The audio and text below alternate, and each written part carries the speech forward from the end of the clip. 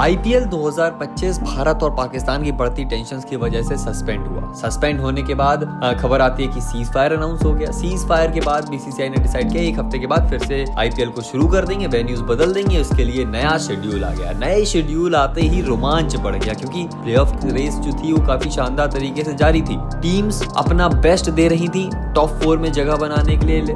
उसके बाद अब जो नया शेड्यूल आया है ना वो और भी ज्यादा रोमांच बढ़ा दिया। और उसके बाद जो खबर आई उसने तो तड़का लगा दिया। खबर ये आई कि फॉरेन प्लेयर्स का आना डाइसी है। फॉरेन प्लेयर्स का आना अभी 100% कंफर्म नहीं है। फॉरेन प्लेयर्स ऐसा हो सकते हैं कि वो ना लौटे। ऐसे में 2 टीमें जिनकी किस्मत पलट सकती है, जो मतलब टॉप में थी वो नीचे आ सकती हैं, यानी कि टॉप 4 में शायद उनकी जगह ही ना बने। और जो नीचे थी जिनकी शायद टॉप 4 में जगह नहीं बन रही थी, उनके खराब प्रदर्शन की वजह से अब वो ऊपर जा सकती हैं।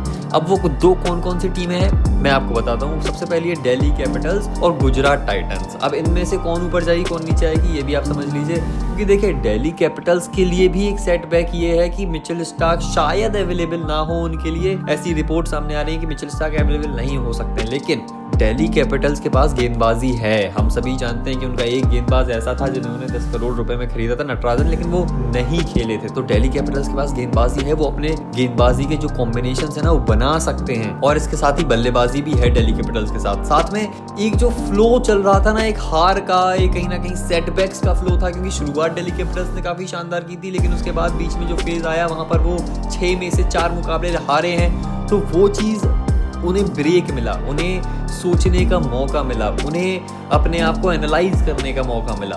तो यहाँ पर दिल्ली कैपिटल्स टेबल टर्न कर सकती है, बिल्कुल कर सकती है, क्योंकि दिल्ली कैपिटल्स का जो अगला मुकाबला होगा वो 18 मई को गुजरात टाइटंस के साथ खेला जाना है। और गुजरात टाइटंस के लिए परेशानी बढ़ गई है, क्योंकि अगर हम गुजरात टाइटंस की सबसे मजबूत कड़ी देखें ना तो वो है उनकी बल्लेबाजी, उनके टॉप 3 यानी कि साई सुदर्शन, शुभमन गिल और जॉर्ज बटलर।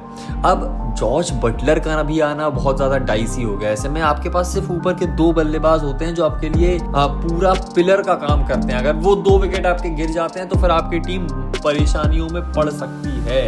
तो दिल्ली कैपिटल्स के लिए यहाँ पर मौका है, बाकी टीमों के पास भी मौका है, लेकिन दिल्ली कैपिटल्स के लिए बहुत अच्छा मौका है। अगर दिल्ली कैपिटल्स अगला मुकाबला शानदार तरीके से जीत जाते हैं तो उनके पास एक एज रहेगा, उनके क्वालिफाई करने के चांसेस बढ़ जाएंगे और गुजरात टाइटंस के क्वालिफाई करने के चांसेस कम हो जाएंगे। इन दोनों टीम्स की जो किस्मत है वो किस साइड जाती है। जॉर्ज बटलर नहीं होते हैं तो गुजरात टाइटंस किस तरीके से अपनी बल्लेबाजी सेट करेगी, किस तरीके से अपने कॉम्बिनेशंस बनाएगी, क्योंकि हमें याद है अगर एक विकेट गिरता है, दूसरा विकेट भी ले लेते हैं आप शुभमन गिल और साई सुदर्शन के तौर पर, तो उसके बाद नीचे आपके पास वैसी बल्लेबाजी नहीं है जो आपको एक छोर पर विकेट बचा के भी दे और साथ में रन फ्लो भी बना रहे हो ऐसा ही। तो यहाँ पर कहीं ना कहीं लैग कर सकती है गुजरात टाइटंस। लेकिन दिल्ली कैपिटल्स मिचेल स्टार्क के जाने से उनको फर्क जरूर पड़ेगा, लेकिन उनके पास मैं फिर से कह रहा हूँ गेंदबाज हैं, और जो गेंदबाज आपको बेहतर कॉम्बिनेशन, बेहतर लाइन और लेंथ के साथ गेंदबाजी कर सकते हो, मैच जिता सकते हैं। तो आप सभी के हिसाब से कौन सी टीम टॉप 4 में जा रही है, अपनी राय हमें कमेंट सेक्शन में जरूर बताएं। क्या वो दिल्ली होगी, क्या वो गुजरात होगी, जल्दी से कमेंट करके बताइए।